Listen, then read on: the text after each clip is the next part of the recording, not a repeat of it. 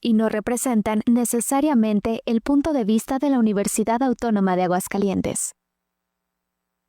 Radio UAA presenta Prospectiva 94.5. Un espacio para analizar el entorno político, social y económico de la mano de los profesionales. Prospectiva 94.5. Comenzamos.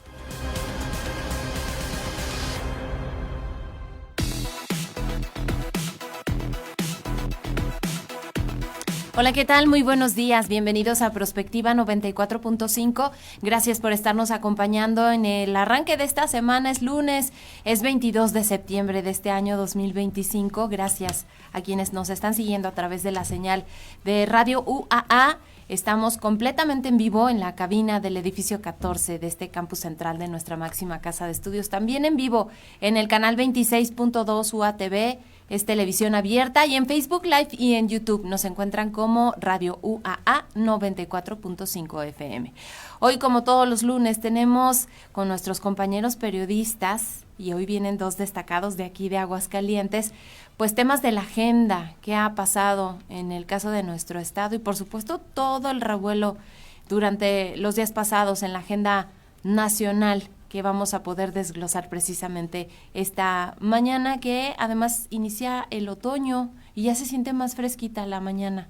Se espera calor por la tarde, pero bueno, por lo menos durante el amanecer, pues temperaturas entre 13 y 14 grados centígrados. Por lo pronto la lluvia pues no, nos da una tregua y pues hay que prepararnos ya para pues el cierre de este año. Ahorita platicábamos y saludo con mucho gusto a mi compañera en la conducción, Mari Hernández. Buenos días, Mari. Que ya está todo, Día de Muertos, arbolitos de Navidad. Muertos, árboles de Navidad, ya casi decíamos aquí hasta la rosca de Reyes. Ya nos estamos sí, preparando para el 2026, pero bueno, hoy entra el otoño, como a las 12 del día más o menos, es el equinoccio de otoño, y pues ya estamos preparándonos para el final del año, para que haya un poco de fresquecito, pero creo que no, o sea, tal vez las mañanas un poco, pero en realidad está haciendo todavía bastante calor, así que bueno, pues ya nos estamos preparando para el fin de año. Así es, participen con nosotros, la línea está abierta, 449-912-1588, ahí nos pueden mandar sus mensajes de texto en WhatsApp. Les decía que estamos en Facebook y estamos en YouTube, también en Instagram, Radio UAA 94.5 FM. Y bueno, pues el día de hoy les decía dos destacados periodistas que nos acompañan en esta mañana, y me da mucho gusto presentar a Leo Márquez Alvarado. Él viene del Heraldo de Aguascalientes. Bienvenido y gracias por estar aquí con nosotros, Leo. Muchas gracias, Leti. Buenos días a su auditorio, a Mari. Buenos gracias. Días nuevamente en Prospectiva. Muchísimas gracias. Por invitarnos para platicar de los temas que están moviendo al Estado y al mundo también. Uh-huh. Gracias. Raúl Muñoz, del clarinete, también nos acompaña el día de hoy. Muchas gracias, Raúl, por acompañarnos nuevamente aquí en el programa. No, gracias a ustedes por invitarme nuevamente, Mari y Leti. Buenos días, Leo. Bienvenido. Gracias por estar aquí con nosotros. Y bueno, pues si les parece, vamos arrancando con el análisis de estos temas. Yo creo que uno de los que más causó polémica la semana pasada fue nacional, justamente, y tiene que ver con este tópico del huachicoleo fiscal, de estas acciones que se han venido tomando y de estos amparos, Leo, que bueno, sorprendió a muchos, y de hecho estaba viendo ahorita una editorial precisamente de lo que sucedió, quién solicitó estos amparos, por qué la presidenta de nuestro país habló del tema, por qué pidió que se esclareciera este asunto cuando no sería de su competencia, a menos que hubiera una denuncia directa contra el Ministerio Público. ¿Cómo está toda esta situación del huachicoleo fiscal? No sé si la gente lo entienda, lo dimensiona, pero bueno, sí están pues de alguna forma ya embarrados los hijos del expresidente Andrés Manuel López Obrador. Ahorita que estábamos revisando el tema, de hecho cuando se propone, yo sí como que veo dos aspectos diferentes, y en qué momento se unen es la pregunta, o sea, ¿por qué se une el tema de los amparos? Porque en los amparos que presentan contra los hijos de Andrés Manuel, digamos, no se sabe por qué, o no hay un contexto de por qué ellos tendrían que defenderse, de qué autoridad les persigue, qué hay señalamientos hay. Obviamente tienen muchos señalamientos porque son políticos, y quizás el tema de enriquecimiento no explicable o la contradicción de por qué si teníamos al presidente que traía 200 pesos en la cartera, de repente sus hijos viajan por el mundo y se dejan ver en lugares donde hay mucho costo por acudir a ese tipo de lugares, incluso el exceso de que todos los políticos lo hacen, pero con el presidente que manejaba el discurso de la autoridad, pues se vuelve muy evidente.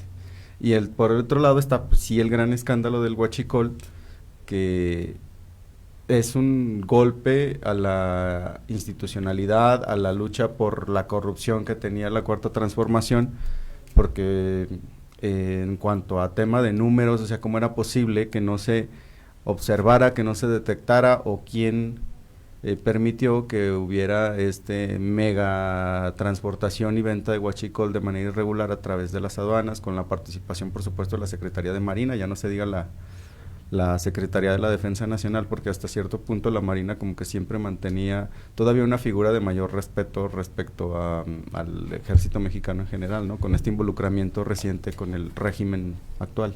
Uh-huh.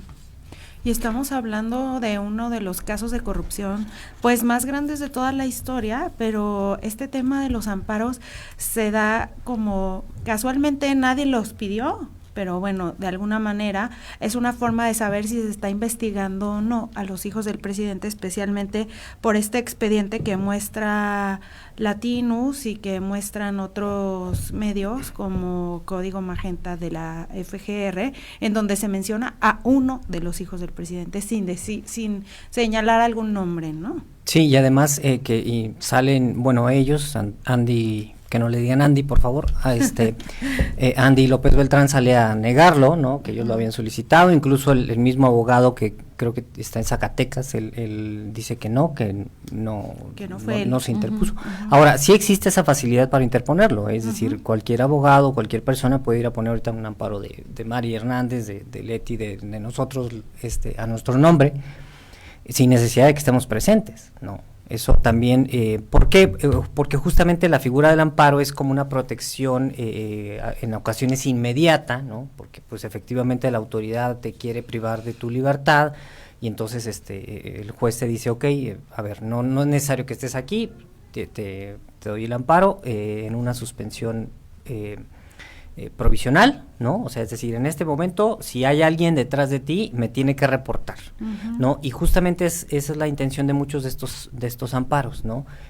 Aquí tenemos un caso muy emblemático en Aguascalientes para que vean cómo funciona más o menos el caso del exgobernador Reynoso, de Luis Armando Reynoso, y esta andanada de averiguaciones y expedientes que tenía, que le enderezó el exgobernador también, Carlos Lozano, ¿no? Y entonces lo que hacían los abogados de Reynoso era que interponían diferentes amparos, ¿no? En ese entonces teníamos 3 juzgados en Aguascalientes, ahora ya son más, para justamente, ¿por qué? ¿Qué es lo que pasa?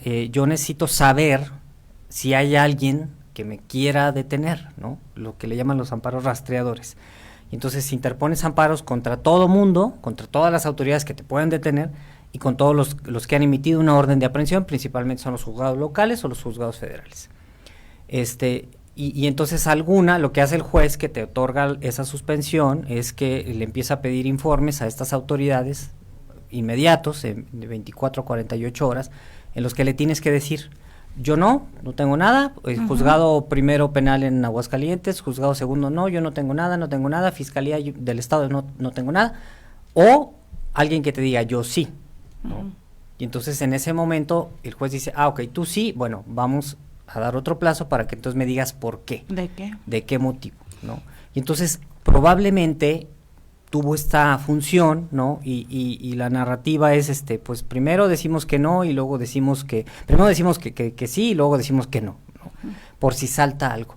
Pero bueno, ahorita que señalaba Leo, vincular estos, yo diría 3 casos, ¿no? El tema del huachicol, el tema de los amparos y el tema de la barredora, ¿no? Es decir, porque el tema del huachicol ahorita no lo podemos desligar del tema de la barredora porque ocurre también luego en Tabasco, y en Tabasco se ha dado esta protección, ¿no? transporte del huachicol. Ayer, el fin de semana, se publicaron varias notas en las cuales incluso se protegían los cargamentos. Dieron a conocer que estaban siendo extorsionados. Exactamente, uno de ellos incluso que lo llevan a firmar ante notario para que ceda el 70% de su gasolinera, ¿no? De su empresa, ¿no? Que obligados a comprar el huachicol pipas, exactamente, el combustible contrabandeado, el dinero en efectivo también. Sí, imagínense, dan algunas cuentas, lo que dice el empresario, es decir, esta pipa equivalía a 600,000 pesos, que ellos lo sacan en 3 días aproximadamente. No sabía que las gasolineras eran tan rentables. 600,000 pesos, ¿no? O sea, imagínate con cuántos no lo harían, claro, ¿no? Entonces, estos casos van justamente ligados y yo tendría un hilo conductor en ellos. ¿Por qué?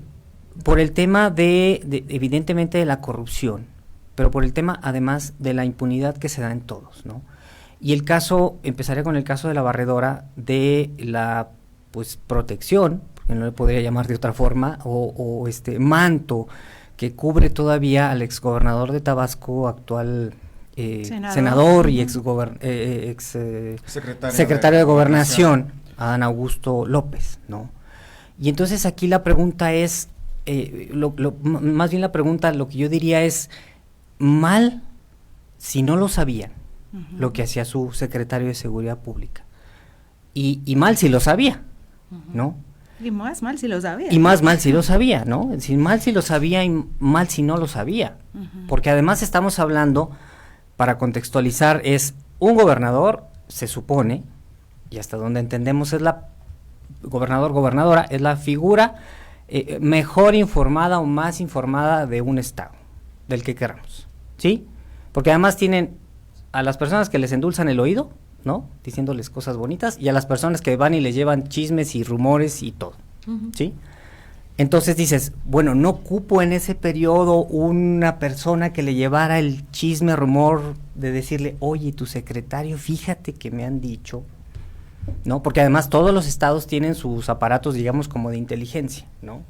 Sus áreas de gobernación que se encargan de eso. Y después él fue secretario de Gobernación, que, digamos, sería la segunda persona mejor informada de este país, ¿no? Si no es que la primera, para estar mejor informado y poderle informar a su jefe, para que su jefe, el presidente, sea el primero mejor informado de este país, ¿no? Porque además también tienen un área de inteligencia. Y entonces, en ninguno de esos momentos se enteró, porque además no sale el de gobernador y sale el secretario, es decir, se queda Hernán N., ¿no? Se queda como secretario de Seguridad. Y el caso de la Marina, es decir, una institución en la cual tiene todavía en la encuesta de victimización que acaba de presentar el INEGI, sale como de las mejores evaluadas, ¿no? Por ejemplo, el caso de Aguascalientes, aunque no tenemos ni mar, pero bueno, justamente esa lejanía que tienen a veces las instituciones de los ciudadanos hace que las hace más confiables, ¿no? Pero desafortunadamente, desde la administración pasada, se pone a las instituciones militares, ¿no?, a administrar cosas. ¿Y qué pasa cuando los pones ahí? Pues que las pones donde está el dinero, ¿no? Escuchaba el otro día a Salvador Camarena. Que las pones a prueba. Sí, a Salvador Camarena decir que le preguntaban a Jesús Reyes Heroles que qué tan corrupto podía ser alguien, ¿no? Y le dijeron, y él contestaba, depende, ¿no? ¿Ya lo pusieron donde hay o no lo han puesto donde hay? ¿No? Y entonces pasó eso. Lo que creas es una cúpula militar, ¿no?, gerencial, cercana al dinero. Y poderosa. Y no porque la Marina antes no haya tenido casos de corrupción, ¿no? Porque a lo mejor sí, y seguramente, y todas las instituciones, el problema es que no puedes evitar la corrupción en su totalidad. Lo que puedes hacer es poner muchos controles, o la mayoría de controles, para evitarlo en las instituciones. Y después, si ocurre, que existan las sanciones, ¿no? Claro, sobre todo eso, porque no las hay. Exactamente. Y entonces veo en estos 3 casos ligados ese hilo conductor, ¿no? Esa protección, esa falta de castigo, esa falta de reconocimiento, porque además, pues el caso de la presidenta ha dicho, pues si la fiscalía dice que sí, pues que Adán Augusto vaya y declare. Pues es que es hasta una responsabilidad ética y moral decir, ok, pido licencia a este cargo. Pues como Alito, Raúl. Como Alito, ¿no? Que desde cuándo están diciendo, pues si es inocente, me separo de mi encomienda, voy a Claro, que se haga la investigación, que se encuentre a los responsables. Sí, claro. Etcétera. Pero de todo esto, ¿qué se puede decir? ¿Es fuego amigo? La presidenta ha hablado, pues obviamente a la defensa de los hijos y además ha señalado que se tiene que saber quién puso ese amparo. No, pues pero es como miel para el oso, o sea, sí, Mari. No, es que siento que nos vamos por justamente lo que decía Raúl, el tema de la búsqueda de si estás o no en el expediente y tal, pero no hay fondo en la investigación, pues, o sea. Sí, o sea, yo señalaba dónde está el hilo conductor, pues, en lo que señala Raúl, pero, o sea, sí son casos diferentes, pues, yo considero, porque un tema está focalizado en Tabasco con un grupo criminal con alcance regional o local, y el otro tema en relación a un señalamiento de, como decía Raúl, de un hijo del presidente, así, digamos que cuando abres un expediente y quien tiene posibilidad de revisarlo, que es el Ministerio Público, dice, mira, aquí menciona alguna de las personas que están indiciadas o involucradas o que testificaron, que una persona dice que el hijo del presidente tal cosa, o una relación así, son como menciones, es un tema tan vago o tan comprometedor dependiendo de quién lo señale. Y voy a eso, que en este sentido estos tres casos se tienen un vínculo porque finalmente la oposición en el ámbito político pues le están ofreciendo material para poder cuestionar y decir, miren, salieron peor que el PRI, ¿verdad? Como es la frase típica, el PRI robó más, en ese tipo de discursivas se están moviendo los políticos para pues cuestionar solamente una batalla política y no hay profundidad en el tema legal, como dice Mario, o sea, finalmente el tema de estos amparos como que se prendió mucho en las redes, como ya es costumbre, pero finalmente quedó en nada, porque no hubo finalmente una postura muy específica donde los hijos del presidente dijeron, a ver, vamos había que tener una ratificación, o sea, de entrada, o sea, se borra todo porque no hay una ratificación de ellos, ¿no? Sí, como decía Raúl, o sea, cuando alguien le presentan un amparo, usualmente la persona ya está en el C4 simplemente porque tiene una falta administrativa o está en el cerezo porque ya le generaron una orden de aprehensión. Entonces, ese seguimiento no lo hemos conocido para el caso de los hijos del presidente y sí necesariamente uno consideraría que, como yo no sé si Raúl lo quería inducir a que pudiera ser un mecanismo de protección en una situación de vulnerabilidad del presidente que sale respecto a quien ostenta actualmente el poder, que es la presidenta Claudia Sheinbaum, y si se están midiendo fuerzas o si se están realmente analizando qué tanto les puede proteger la presidenta al expresidente y a su grupo político y a su familia, por supuesto, porque son momentos de transición y quizás más allá de la polémica y de que la oposición señale estos actos de corrupción, finalmente estamos viendo una transición de poder, o sea, ¿cómo se pasa el poder de un sexenio a otro? Pero además hay una cosa, Leo, acuérdense que el esquema de que Adán Augusto estuviera ahí fue impuesto por el presidente Andrés Manuel. Cuando él les dice a sus corcholatas, quien sea candidato, luego el segundo va a ser secretario de Estado, el tercero va a ser el coordinador de los senadores, el otro el de los diputados. Exactamente, entonces ahí no es una coincidencia y además no es un proceso en el cual se haya dejado a la bancada de Morena en el Senado elegir a sus coordinadores o no sea una persona cercana a la presidenta, porque no lo es. No, Adán Augusto no. ¿Se le habrá acabado la carrera política a Adán Augusto con esto? Pues, ¿y las aspiraciones a Andy?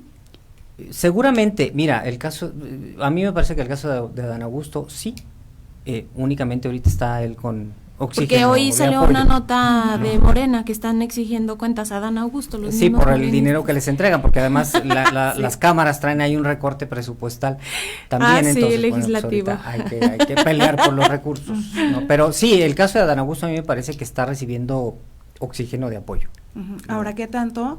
Esta investigación fue impulsada por un poco presión de los Estados Unidos y pues a la hora de, digamos, empezar a investigar, pues salen todas estas vínculos y redes con el poder, ¿no? Pues así ha sido finalmente la administración de Claudia Sheinbaum en el año que lleva. O sea, hemos visto prácticamente un año de gestión marcado por esta relación con Estados Unidos y creo que en otros programas lo hemos señalado, ¿no? Cómo viene visita, pronunciamientos y todo que se genera a partir de una reacción. Y en este caso fue lo mismo, o sea, viene a México un funcionario de, bueno, se puede decir el segundo, la mano derecha de Donald Trump, y enseguida, o sea, fueron cuestión de 2 días para que empezaran a surgir estos casos. Primero el del caso del Huachicol y después como que se crece un poco más el caso del exsecretario de Seguridad Pública y esta detención, que es muy difícil de ver una detención realmente de una persona, sobre todo si está en otro país, como se dio en este caso, que los encuentran y... Lo hicieron muy mediático. Vemos cómo el alcance del Estado depende de voluntad, que va a haber otros 100 casos que nunca van a detener, sí, y eso es lo inexplicable y lo que genera suspicacias, porque... O sea, órdenes de detención de mexicanos en otros países.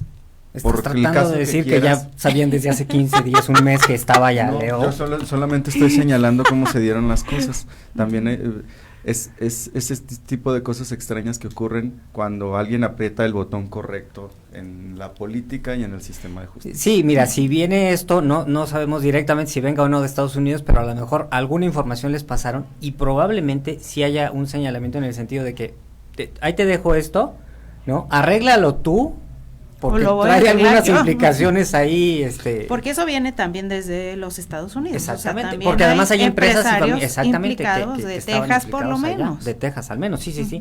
Entonces es muy probable que sea, te dejo ahí esa información, arréglala tú, porque hay implicaciones, ¿no? Con figuras actuales, y entonces mejor trata tú de lavar tu ropa sucia ahí. Con tu soberanía que tanto defiendes, actúa. En lugar de que pues nosotros tengamos que actuar en consecuencia y de repente saltar con alguna detención acá, y nos llevemos por delante a varios. Tengas que sobreexplicar cosas. Otras cosas, ¿no? Sí.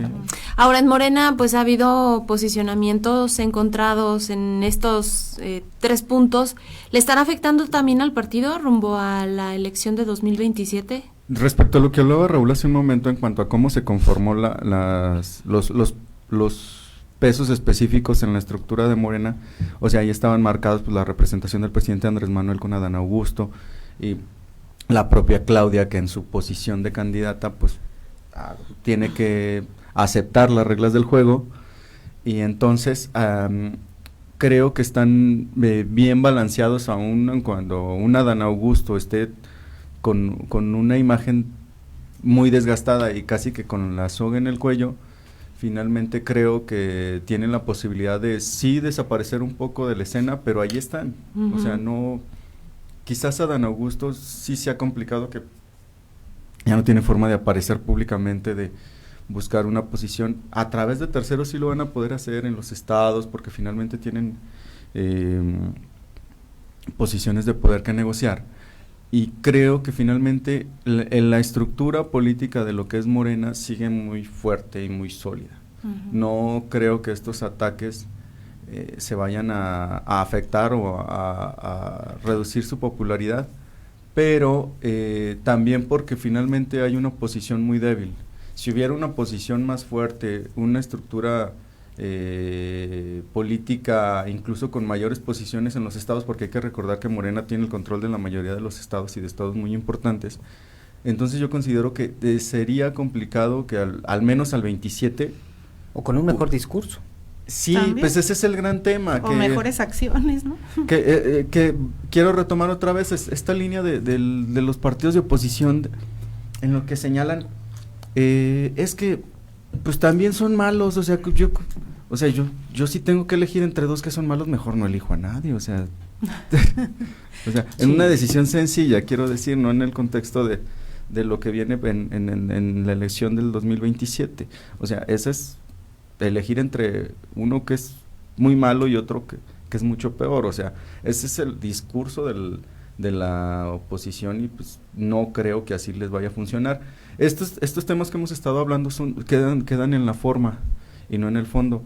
Entonces, cuando no se llegue al fondo con un discurso serio de la oposición, pues, no tendría mucho sentido cambiar de un color a otro cuando sabemos que no están hablando de un discurso convincente que señale qué va a hacer cierto grupo o cierto partido para mejorar lo que hoy se está cuestionando, pero si nada más estás cuestionando por cuestionar, entonces no veo que avancen mucho en esta lucha política. Quizás sí al interior a algunos grupos, ¿no? O sea, por ejemplo, hablando de las personas que ya apoyaban anteriormente el mismo Adán Augusto, como esta senadora Andrea Chávez, que parecía o parece que va a ser como candidata en el estado de Chihuahua, que sí, quizás a lo mejor no pueda lograr su candidatura o no. Sí, porque ya quedará mucho en qué peso tenga tu padrino o madrina política para impulsarte. Y me parece que a mí, igual que coincido con Leo, el debilitamiento de Morena ante el electorado no creo que vaya a ser muy fuerte, incluso para el 27. Seguramente perderán algunas posiciones, cosas así, pero el debilitamiento va a ser al interno. Es decir, se puede debilitar para el 27 en función de cómo vaya debilitado al interno. Y entonces ya trae ahí varias fisuras, ¿no? Es decir, ¿cuál es la diferencia entre la administración pasada y esta? Porque la administración pasada el presidente podía tener el control de todo y de todos, ¿no? Y nadie le movía nada a una iniciativa, si no lo decía él, nada. ¿Y cuál es la diferencia con que ahora la presidenta sí tenga que estar aguantando, ¿no? Las imposiciones o estar repartiéndole a todos los grupos posiciones y ventajas y privilegios y todo, porque ella no puede tener todo el control. ¿Cuál es la diferencia? ¿No? Y entonces a mí me parece que ahí viene el debilitamiento. Vemos ya casos muy concretos, por ejemplo el caso de Zacatecas, ¿no? Con los hermanos Gallagher, con los hermanos Monreal, ¿no? Con los hermanos Monreal, no, con Kramer contra Kramer, ¿no? Entonces ahí vemos ya estos espacios. Entonces el debilitamiento vendrá al interno, y además es muy normal porque Morena es izquierda, ¿no? Y recordemos, en este país la izquierda se pulveriza sola, sí. O sea, se consume. ¿Por qué? Porque en la izquierda una persona es una facción, ¿no? Entonces ellos arriban al poder muy pronto, muy rápido, obtienen muchas posiciones de poder, de ventaja, etc. Entonces todo el mundo quiere, pero como la izquierda no es tan disciplinada, ¿no?, como otros partidos, entonces ellos se consumen solos. Y aquí ya empezamos a ver, y además ya no está aspectos. Exactamente. ¿Cuál es el hecho de tener todavía la figura y que la presidenta todavía en fin de semana lo estuvo mencionando ahí, defendiendo al expresidente? ¿No? Exactamente. ¿Por qué se meten con el presidente? Exactamente, porque ella lo que necesita es un resistol, ¿no? Una amalgama, algo que los tenga todavía juntos, ¿no? Ese mensaje, pero evidentemente a ella también la debilita, ¿no? Porque entonces todavía sigo defendiendo la figura de mi antecesor, porque yo creo que ninguna administración priista, siguiente presidente defendía a su antecesor, aunque fuera de ningún partido. Y aunque lo hubiera puesto, ¿no? Porque al final de cuentas, bueno, era un contexto muy diferente, o sea, porque simplemente el otro desaparecía y nadie tenía que hablar de él. Nadie. Y aquí ya desapareció, ¿no? Pues no. En los corazones y en las mentes. Yo creo que no ha desaparecido ni en popularidad, y tampoco con todos estos temas de corrupción en donde pues está poniendo en evidencia muchas cosas que se hacían mal o que él sabía y que parecía, porque además como el que mensaje de la presidenta está tomando lo mejor de cada parte, ¿no? O sea, incluso de la oposición también. Pero el mensaje de ella el fin de semana es como en defensa, ¿no? ¿En defensa de qué? Él no es. Si estamos viendo que ocurrió el huachicol, si estamos viendo que estaba Hernán al cargo de la barredora, o sea, como de qué de no qué lo está defiendes. defendiendo. Claro. Exactamente.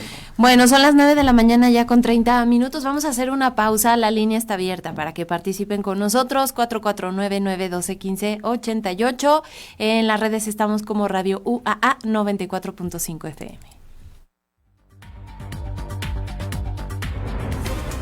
Prospectiva 94.5.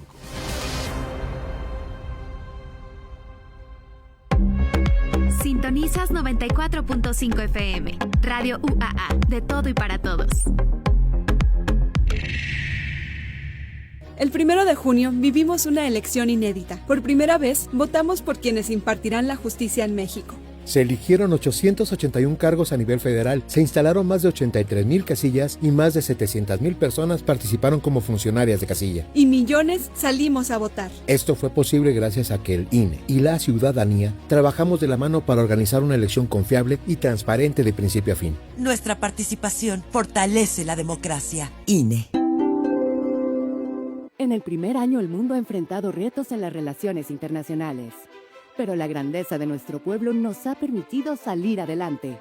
México es extraordinario y tenemos una historia ejemplar. Somos una nación independiente, libre y soberana. Colaboramos, nos coordinamos, pero nunca nos subordinamos.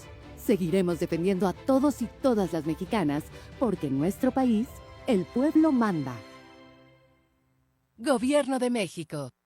México, la tierra donde nos ayudamos entre todos. Apoyamos a quien lo necesita sin importar fronteras. Porque la solidaridad es también nuestra forma de sonreír. Y ante la adversidad, siempre somos solidarios. Somos una gran nación, fuerte, próspera, orgullosa. ¡Viva México! ¡Viva México! ¡Viva México! Gobierno de México. La hora exacta, las 9:32. Prospectiva 94.5.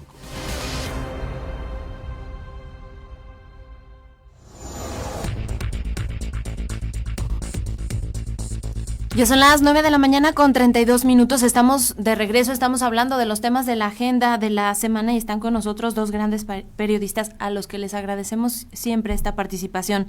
Leo Márquez Alvarado del Heraldo de Aguascalientes y Raúl Muñoz de El Clarinete. Oigan, a nivel internacional, pues está este hecho, el asesinato de Charlie Kirk, este destacado activista político conservador y además aliado muy cercano del presidente Donald Trump. De hecho, el día de ayer se rindió un homenaje, estaba viendo los discursos, pues como siempre de odio del presidente de los Estados Unidos, Raúl, hacia a los que él considera son sus enemigos. Y otra vez este tema de es que Kirk era un personaje conservador y un liberal, homosexual, etcétera, o sea, el racismo, otra vez fomentando a través de situaciones que son pues graves, ¿no? Sí, yo creo que impresionante además el evento, o sea, el estadio lleno, un estadio de hockey cerca también igual tuvieron que meter gente y pantallas y todo para esto, ¿no? El mensaje también de la esposa, de la viuda, ¿no? Perdón. De perdón, ¿no? Lo cual a mí, cuando lo vi ayer, me saltó un poco, porque pues tú lo que esperabas era como que, ¿no? Que se castigue. Que se castigue, ¿no? Claro. Totalmente. Uh-huh. Entonces, sí, esa parte dista mucho del discurso, ¿no? Del mismo Kirk, del ¿no? mismo Kirk, ¿no? Sí. Incluso. Pero el caso es que Estados Unidos, bueno, trae, igual que México, desde hace tiempo ya una división, una polarización entre posturas, ¿no? La diferencia es que pues allá circulan un montón de armas, ¿no? Entonces es como una mala combinación que se va a dar, y puede ocurrir del otro lado y de una postura y de otra postura, o sea, no, esos casos no están exentos ni los unos ni los otros, ¿no? Entonces a mí me parece que viene derivado de todo esto, el mensaje es impresionante, el evento, la plana mayor de la Casa Blanca, empezando por el presidente, ¿no? Y después de ahí el vicepresidente Marco Rubio, la jefa de la oficina de la presidencia de la Casa Blanca, etcétera, todo mundo en esta pues defensa, digamos, de la narrativa, del mensaje, del discurso que se ha venido construyendo a lo largo de este tiempo. Y además recordemos simplemente la derrota que tuvo ante Biden Donald Trump, el caso del asalto al Capitolio, ¿no? Es decir, entonces existe ya no nada más una postura, ¿no?, que te lleve como a movilizar a la gente a las urnas, ¿no?, que es decir, que tus seguidores o las personas que simpatizan contigo vayan y voten por ti, sino que existe toda esta movilización, ¿no?, a otro tipo de acciones. Insisto, a mí me parece que puede pasar desde una postura hasta la otra. En este caso ocurrió así, y todo lo que deriva, perdón Leo, sí, y todo lo que ha derivado, ¿no? El caso de Jimmy Kimmel, por ejemplo, de la cancelación del programa, ¿no? El caso de las respuestas que empieza a dar ya el presidente Trump a la prensa, muy cercanas, no vean diferencia entre cómo contestaba Andrés Manuel a los reporteros, a cómo contesta él, Trump, ¿no? Entonces viene toda esta, digamos, combinación que se viene dando, ¿no?, en muchos países, ¿no? El caso es que este fenómeno se está replicando en muchos lados. El caso Brasil acaba de pasar por uno de esos, el caso del presidente Bolsonaro, ¿no?, que también era la misma postura. Y entonces vemos cómo se está sumando todo esto, y evidentemente lo que se genera es que este tipo de hechos que pasan, lamentables, de la muerte de este activista, ¿no?, pues evidentemente lo que nutren es el discurso y el mensaje, ¿no?, favorable para ellos. Ahora, yo creo que hay que decir que nadie tendría que morir por expresar sus ideas, en primer término, ¿no? Y en segundo término, pues sí, hablar de que su discurso era muy radical, hablando del tema conservador y muy en apoyo a Donald Trump, pero resultó que quien lo mató no era como lo pensaban los republicanos, un demócrata o alguien que estuviera en contra de sus ideas, ni de las armas, ni nada de eso. Y al final de cuentas, pues creo que se vuelve a abrir la discusión sobre qué tanto el tema de las armas tendría que volverse a analizar, ¿no? Sí, es que es una combinación mala, ¿no?, en esos casos. Pues bueno, por un lado está la expresión de la vida de Charlie Kirk, quien finalmente deja a un lado todas las posturas políticas y el hecho de que el presidente Trump pues obtenga a un mártir. Exacto. ¿Cómo seguirá con esta línea discursiva? Porque le da, no quiero decir legitimidad, pero le da la posibilidad de que él señale en cada momento, miren, es que tengo razón, porque nos atacaron, nos hicieron esto, y lo van a continuar usando para ese balance que dice Raúl de cómo era la radicalización del discurso, y era criticado por eso el presidente Trump. Pero finalmente la viuda nos deja ver el lado más humano, que es el que creo que tiene que verse en esta discusión, porque podremos tener todo el derecho a la libertad de expresión, y en estos tiempos actuales ya cualquiera puede hablar y decir muchísimas cosas que son cuestionables, y que bajo esas banderas pues se llegan a decir cosas muy absurdas, pero cuando estamos hablando de que una persona pierde la vida, pues finalmente tiene que llegar la razón, y más allá de una derecha o una izquierda está la razón. Entonces no se puede decir, y todavía se escuchan razonamientos, es que los de derecha, o sea, los de derecha, ¿qué es la derecha? ¿Qué es la izquierda para este momento? O sea, hay principios básicos que son finalmente el aspecto de democracia, de respeto, de tolerancia, que prevalecen, y prevalecen en el discurso de la viuda de Charlie Kirk, y es como incluso una cachetada de guante blanco. Sí, pues ese perdón es tremendo. Yo cuando lo vi ayer dije... Sí, o sea, la principal afectada está diciendo, ¿saben qué? Yo no tengo problema con que se castigue a esta persona, porque yo ya perdí lo que era más importante para mí, que es mi pareja, mi esposo. O sea, en ese sentido es un debilitamiento de estos discursos de ideologías que hablan de convicciones por las que vas a defender un concepto por encima de quien sea, o de un grupo social, de una población, o de una sola persona. Entonces es como un rebote de lo que tendríamos que analizar en nuestro entorno, incluso en el escenario mexicano como se vive actualmente.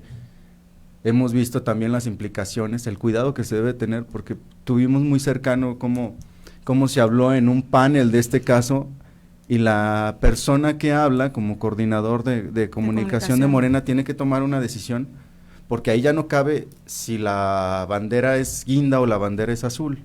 Ahí fue un error, y que nadie lo pudo sostener, porque de repente todo el mundo, de estar allá en el caso del asesinato, voltean a México bajo las condiciones actuales de la viralidad y de estas reglas de las redes sociales, que actores voltearon a ver a una mesa de panelistas donde se habló de la muerte y se generó una mala expresión y tuvo implicaciones. Entonces, más allá de esta cuestión de derechas y de izquierdas, hay que retomar estos valores que son humanos, que son principios sobre los que la sociedad no va a aceptar si una persona tiene una opinión o no. O sea, son conceptos universales. Entonces,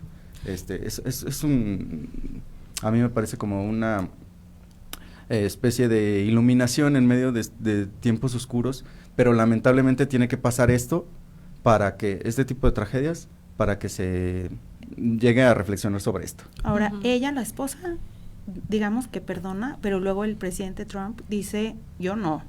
Y no le dispararon solo a él, sino nos dispararon a todos nosotros. O sea, vuelve a abrir como esa pugna, ¿no? Sí, es que depende del ángulo que le tomes al mensaje, ¿no? O al hecho, a la situación, a lo que ocurrió, ¿no? Es decir, como dice Leo, este perdón si viene como a irrumpir en medio de todo ese mensaje, pero por el otro lado lo ves desde como el vaso medio lleno, medio vacío, hay quien lo ve, depende, y la narrativa del presidente sigue siendo la misma del presidente Trump, ¿no? Es decir, ahora es enemigos, etcétera, ¿no? Cómo construir al enemigo, ¿no? Pues como dice Leo, se nombran derechas, izquierdas, pues sí, pero si estás en la posición de poder, entonces tienes que construir a tus enemigos, ¿no? A quien está en contra de ti, de lo que haces, de lo que piensas, y entonces él lo toma desde el otro lado, cuando evidentemente el mensaje de la esposa, ¿no? Era otro, ¿no? Sonaba ya diferente en medio de todo ese escenario. Es que te lo imaginas escucharlo así en 70,000 personas aproximadamente ahí reunidas, ¿no? Con una ideología, con una idea. Yo creo que para muchos escucharlo en ese momento fue como un rebote, ¿no? Porque tal vez esperaban cualquier otra cosa. Hasta el mismo Trump, porque además él ha manejado este discurso, y no hay que olvidar que está buscando en el movimiento que se va a dar en la Cámara de Representantes, pues obviamente que haya mayoría de su partido para poder tomar pues más decisiones como las que ha venido tomando. Y otra vez el discurso de las armas, como decía María hace rato, pues obviamente el tema económico es el que impera, y más en una nación tan poderosa como es Estados Unidos.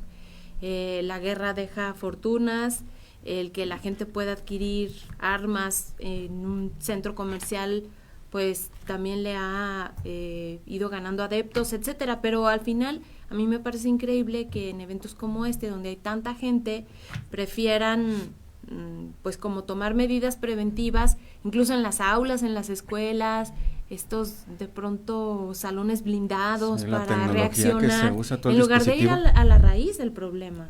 Sí, claro, porque digo, es como para ellos, para los Estados Unidos es una situación como ambivalente, ¿no? Es decir, el derecho, ¿no?, que tenemos de portar arma, porque está en su Constitución, contra el derecho a que la gente esté tranquila, ¿no? Entonces, digamos que están en pugna dos derechos que para nosotros en México no tendría, digamos, discusión, ¿no? Es decir, un arma, pues no, está prohibida, ¿no? Solamente puedes portar ciertas armas para cierto uso, y de ahí en adelante son para uso de las policías, el ejército, etcétera, ¿no? Entonces, pero para ellos esta discusión existe justamente porque se atraviesa el tema de la economía. Es toda una industria, ¿no? La industria armamentista es toda una industria que no solo suministra pues a otros países armamento, sino es consumo, digamos, consumo interno, local, ¿no? Exactamente. Entonces yo insisto, a mí me parece que esta radicalización de las ideologías, de cual sea, ¿no? Con una combinación de armas en la calle a disposición es muy mala combinación. Y hemos hablado aquí también de que pues nos hemos transformado a tal grado de que ya no aceptamos que el otro tenga ideas diferentes a las nuestras, ¿no? O sea, esta radicalización de la que tú hablas, o sea, yo tengo la razón y no puedo escuchar tus razones, ¿no? Sí, y en este caso es mucho más marcado por cómo está estructurada la política en Estados Unidos, los discursos incluso tanto en el Twitter como en los propios en las propias cámaras, en los edificios, a veces si no estamos un tanto vinculados nos sorprenden, o sea, parecería que incluso aquí en México somos como más corteses o más cuidamos más las formas políticas a lo que se está viviendo en Estados Unidos, y hay que vernos en ese espejo. Allá en Estados Unidos es tan válido, y lo marca la regla del presidente Trump, salir a ofender a un representante en el Senado, a un gobernador, y sí es válido hacer este tipo de críticas, pero en el fondo volvemos a reiterarlo, o sea, no es con ataques a señalamientos personales como se puede avanzar en una discusión política y pues, a favor de la sociedad, ¿no? Creo que ese es como el gran tema. Como tan válida era hasta este momento la sátira en Estados Unidos, O sea, ellos tienen una tradición de amplísima en este concepto, ¿no? El concepto para nosotros como medios de comunicación, que es el satirizar estos hechos en estos shows late night, que era ¿sí? tan amplia, ¿no? Pero ahora ya lo vemos que, pues sí, yo sí puedo salir a ofender a medio mundo, ¿no? Pero tú no puedes salir, no digamos a ofenderme, a salir a hacer tu trabajo que has venido haciendo con todos total libertad. Sí, con todos los presidentes, porque esos shows tienen años. ¿No? En Estados Unidos, han atravesado todas las administraciones. Y bueno, los medios también manifiestan abiertamente su ideología o su apoyo a cierto partido, ¿no? Al final de cuentas, que creo que también eso es diferente a lo que hacemos aquí. Sí, allá totalmente sí, digo, pero mira, a mí me parece que es parte como de esa claridad, ¿no? En las cosas, es decir, sabes qué cadena es de qué partido, qué cadena tiene cierta tendencia, etcétera, y entonces tú ya como audiencia decides verlos, no verlos, ya sabes cuál es la tendencia, ya sabes que no, ya sabes que te quieres alimentar del discurso oficialista, pues vas a ver ciertos canales, ¿no? Para que escuchar lo que tú quieres escuchar, si quieres una crítica, pues escuchas otra, etcétera, es parte de esa claridad, pero el hecho de que ahora digamos como que cedas, ¿no? A ciertas peticiones o presiones. O hasta demandas. O amenazas también.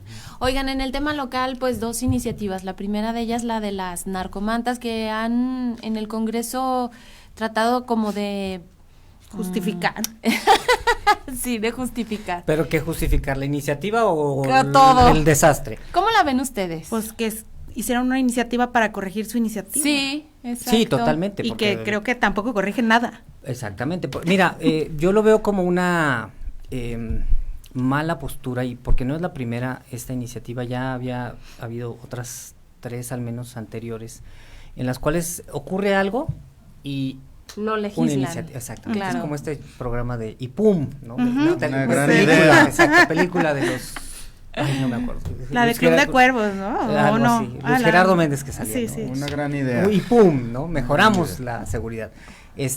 Parece esto, ¿no? O sea, yo veo lamentablemente a las diputadas y a los diputados como reactivos en lugar de proactivos, ¿no? Entonces, pusieron una narcomanta ayer y ¡pum! Hoy sí, pum, vamos a hacer una iniciativa, ¿no? Y aquí varios factores. Uno, es decir, o sea, cómo la piensas, cómo la vas armando, cómo la construyes, y luego todavía yo escuchaba a la diputada. ¿Cómo reculas, cómo la reconstruyes? Exactamente, a la diputada Nancy Gutiérrez, que es la promovente, es que mis asesores, pues corre a tus asesores. Pues, y al final de cuentas, pues deroguen la ley, la iniciativa. Si estaba mal. Ahí punto, ¿no? O sea, no le corrijas y le pongas, o le pongas que yo peor. confié en mis asesores. Entonces, nos queda claro que no leen. No, pero dejan sus asesores, o sea, los asesores de los demás diputados, los diputados, porque todos los votaron, asesores, ¿no?, de la comisión que la dictaminó, la opinión de la Fiscalía General, de la Fiscalía General del Estado, porque se tiene que consultar la opinión de la Secretaría General de Gobierno, el Secretario General del Congreso. Todos esos ojos de verdad no vieron que estaba mal redactada, que estaba vaga la ley. O sea, si así lo están haciendo, qué miedo. Y otra Ahora, cosa, en realidad la nueva se publicó. Sí, pero en realidad la nueva sí, digamos, enmienda el error, porque estamos hablando de que se va a castigar a la gente no solo por narcomantas, sino cualquier expresión que ellos consideren que afecta a la paz pública, a una autoridad, etcétera. Entonces, estamos hablando de censura.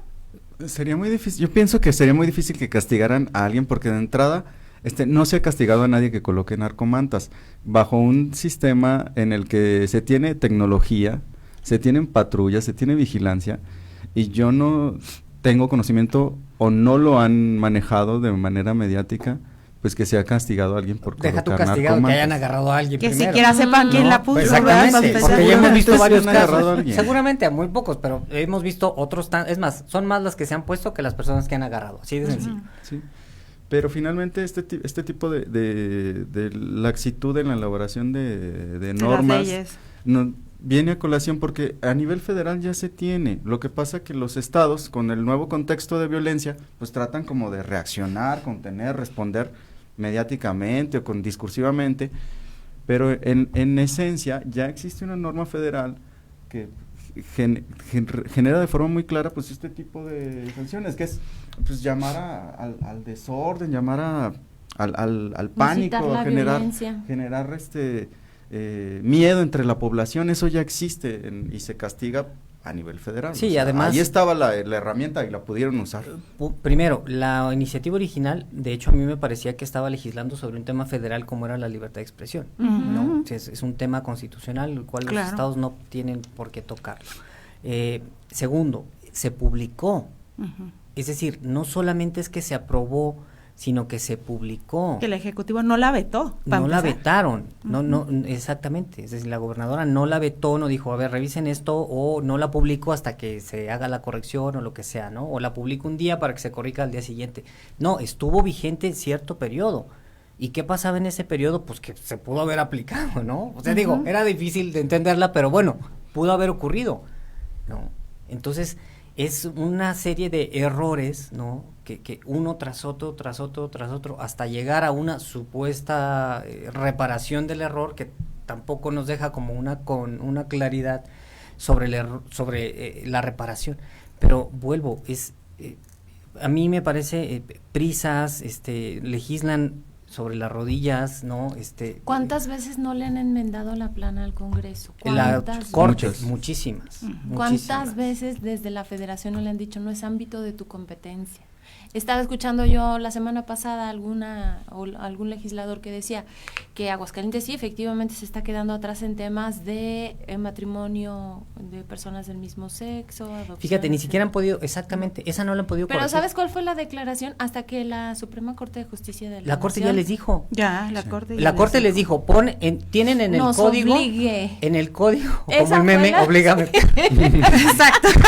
Oye, lo tuvieron que poner con hay una acotación en el código que dice que, bueno, por la Corte se pueden casar las personas del mismo sexo, pero el hecho de que tú no lo cambies en el código tiene otras implicaciones en materia de seguridad social. Claro. Por ejemplo, sobre todo para quienes son servidores públicos, el tema de la prestación en el ISPEA, todo eso, ¿no? Si está o no está reconocida la pareja como pareja hombre o pareja mujer, dependiendo, ¿no? Mujer, hombre.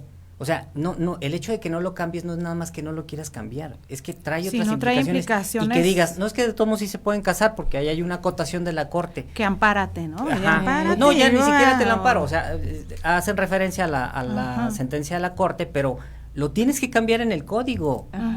O sea, es que lo tienes que poner, que diga, ¿cómo debe decir? No, matrimonio entre hombre y mujer es entre personas, ¿no? Lo tienes que poner.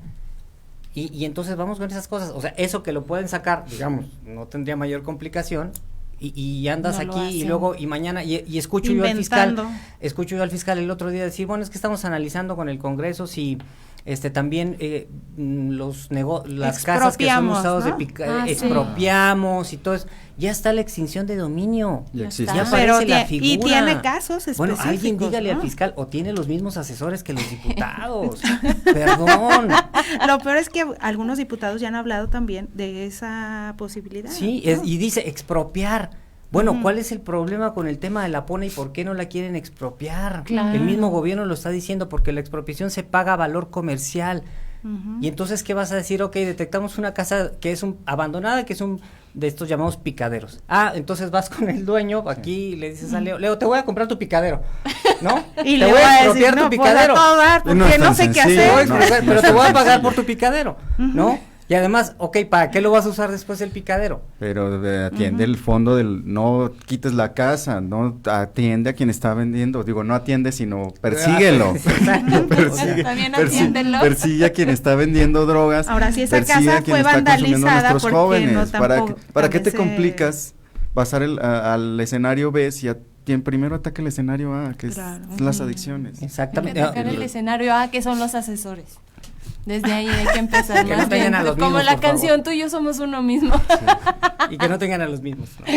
Ya nos tenemos que despedir, les agradecemos muchísimo el que hayan venido a platicar con nosotros de estos temas. Leo, siempre es tu casa, gracias. Muchas gracias. Y Raúl, ya sabes, también siempre es tu casa, gracias por esta participación. Ya nos vamos, Ya nos vamos, nos faltó hablar de la otra iniciativa, que creo que esa no es tan mala, pero ya lo haremos después. Mañana los esperamos, aquí vamos a tener una charla sobre la mexicanidad con el Seminario de Cultura para que nos acompañen mañana martes aquí en Prospectiva a las 9 de la mañana. Muchas gracias por haber seguido a esta hora de programa. Gracias a Checo Pacheco, gracias también a Naomi Márquez, pero sobre todo a ustedes por arrancar con nosotros esta semana. Nos vemos mañana.